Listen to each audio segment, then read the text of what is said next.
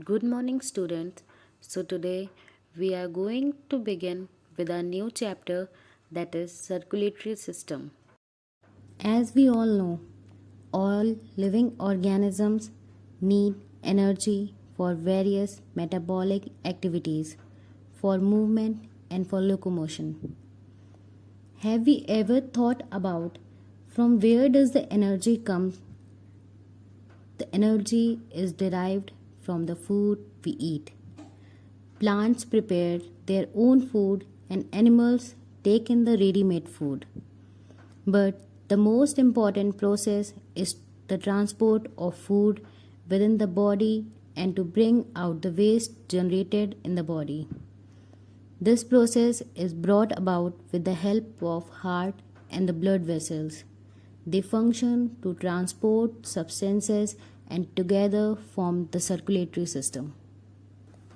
In human beings, a very well developed closed type of circulatory system is present. Blood vascular system can be studied into three parts: blood, blood vessels, and heart. So the first is blood. The color of the blood when it is oxygenated is bright red. When it is deoxygenated, it is dark red. Blood forms about 8 to 10% of body weights of vertebrates. It is saltish in taste, heavier than water. The heart pumps blood into arteries that carry it to various organs. After exchange of various materials with the organs, the blood returns back to the heart and through veins. The pH of the blood is 7.4, that is slightly alkaline in nature. Composition of blood. So the blood comprises of plasma, that is the fluid part. It forms about 55 to 58% of total blood. The second is the formed elements, cells or corpuscles forms about 42 to 45% of total blood. Plasma. Plasma is a straw-colored fluid part of the blood. It forms about 55 to 58% of total blood. About 90% of plasma is made up of water, and the remaining 10% is formed by various substances dissolved in it.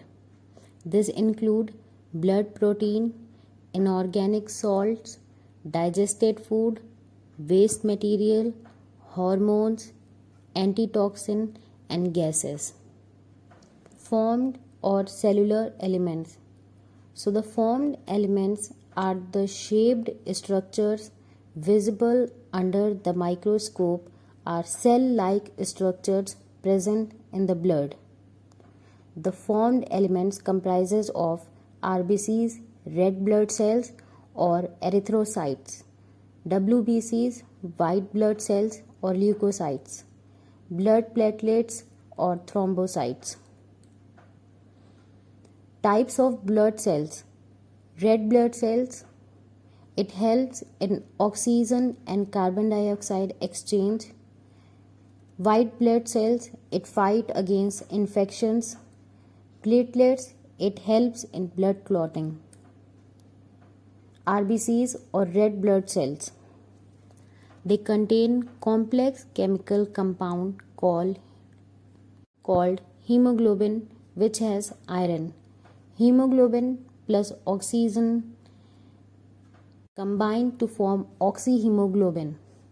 It delivers bound oxygen to cells. RBCs are red color, and the presence of the red color is due to iron containing compound called hemoglobin. Hemoglobin act as a carrier of oxygen from lungs to the tissue. Mature RBCs do not have nucleus. To increase the space of the hemoglobin and thus oxygen. That means they lose their nuclei so as to increase the space for hemoglobin and thus oxygen. RBCs are made in the bone marrow and are destroyed by liver. Lifespan: RBCs have a lifespan of 100 to 120 days. Mature RBCs are minute, biconcave, and disc shaped. RBCs are disc shaped and are able to fold and bend when they are forced through the smallest blood vessels. White blood cells, they are also known as leukocytes. They fight against germs and other foreign bodies and thus protect the body from diseases. They are colorless and have a nucleus larger than RBCs, but they are fewer in number. They are made in bone marrow. Depending upon the type, they live from a few hours to many days. They are more or less spherical when travel along in the blood. They flatten and continuously change their shape along the inner walls of the blood vessels. The WBCs show the amoeboid movements which help them to squeeze out of the capillaries into the tissue, and the process is known as diapedesis.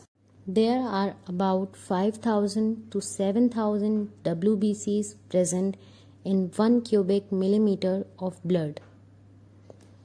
So now, the different types of WBCs or white blood cells: monocytes, eosinophils, basophils, lymphocytes, neutrophils.